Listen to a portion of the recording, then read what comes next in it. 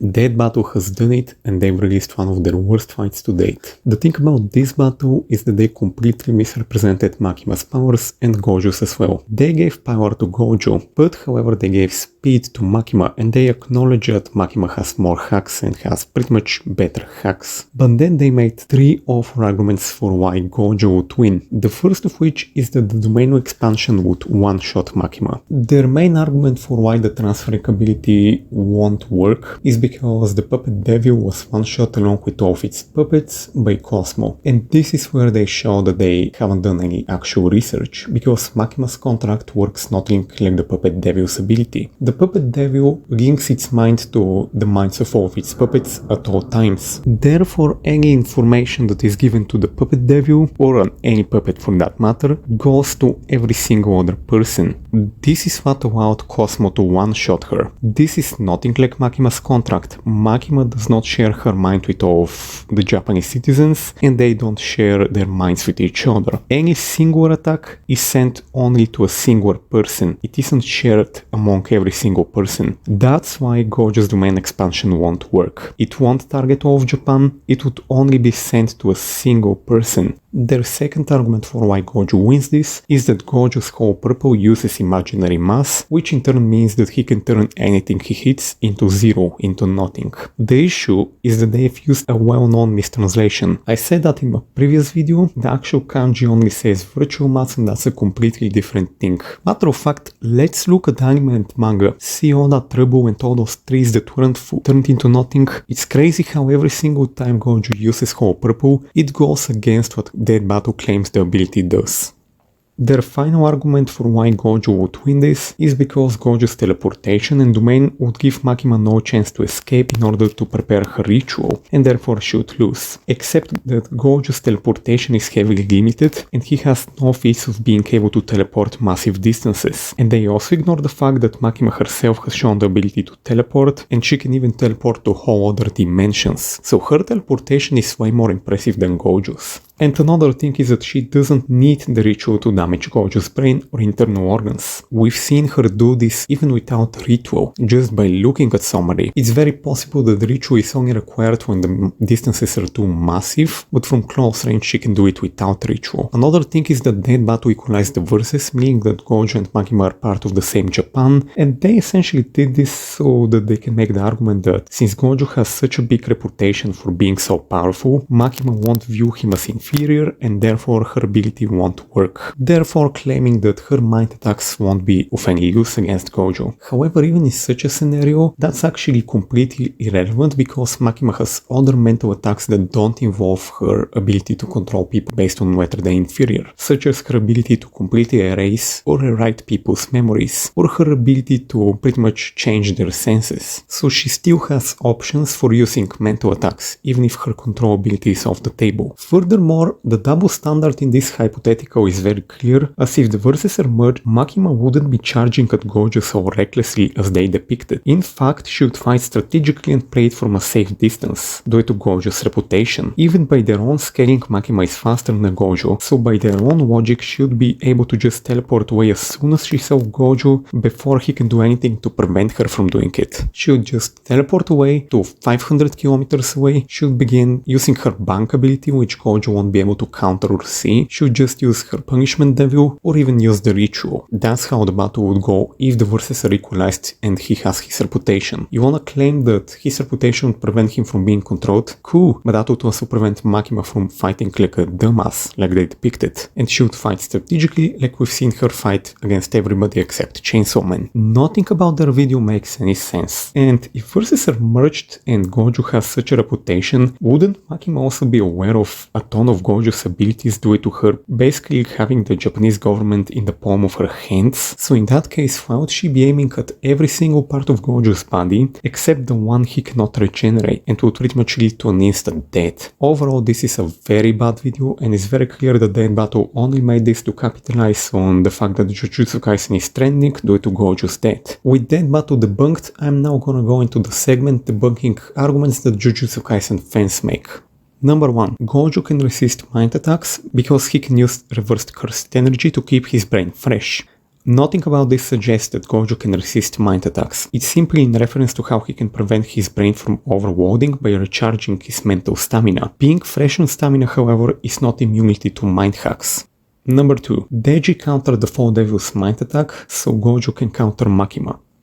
This argument falls under two different fallacies. The first one is that in order to counter the Falling Devil, Denji needed to literally cut up his brain and destroy it, something that Gojo cannot replicate, as destroying his brain would lead to his death, given the fact that he cannot heal himself if his brain is destroyed. So this does nothing to help Gojo. The second fallacy is to assume that the Falling Devil's mind attack is the same as Makima's mind attacks, which is the same mistake Deadbatu made when they acted as if Makima's contract worked the same as the Puppet Devil's ability. The Falling Devil simply makes you have negative thoughts, which causes you to fly upwards. The way to counter it is to simply think of happy things or not think whatsoever. By destroying his brain, Denji effectively prevented himself from thinking, therefore the ability no longer applied, and therefore he fell back to the ground. This is nothing like Makima's ability. Makima and the Falling Devil's mind abilities are completely different, and therefore they cannot be applied to each other. There is nothing to suggest that this trick would work against Makima's mind attacks. Matter of fact, there is a debunk to this. Reese basically blows up her entire head and then she regenerates it. That happens every time she activates her power. And she did that when she was being mind controlled by Makima. And guess what? That did not prevent her from being mind controlled by Makima, which shows that if you destroy your brain and regenerate it, that would not free you from Makima. Her mind attack is way beyond what the Falling Devil has. And if characters that can heal their entire brains cannot get freed from Makima using that power, then Gojo's measly little mind stamina would not save him either. Makima gets him with any of her mind attacks, he's a dead man. Number 3. Gojo's Infinity would block out anything. I've said this in my previous video, but I wasn't clear enough. Gojo's Infinity would be useless against Makima. For Gojo's Infinity to work, even after it became automatic, Gojo still needs to be able to detect an attack, at least on a subconscious level. We know this as Gojo directly states that his Infinity cannot automatically activate to stop things like poison, because he hasn't learned how to detect poison yet. So this tells us that if Gojo cannot detect an attack to begin with, automatic or not, his Infinity won't stop the attack. Since Makima's attacks have no cursed energy that he can sense and are invisible, that means that Gojo's Infinity would be useless as Gojo is unable to detect the attacks, especially on a subconscious level. Number 4. Sakuna dodged electromagnetic waves, therefore he's faster than light. In that same fight, Sakuna failed to dodge sound waves and the lightning, which directly goes against him being faster than light. Sakuna could have very easily simply aim dodged the attack at the last moment before it was fired. Number 5. Yuki made a black hole, so Jujutsu Kaisen characters are planetary.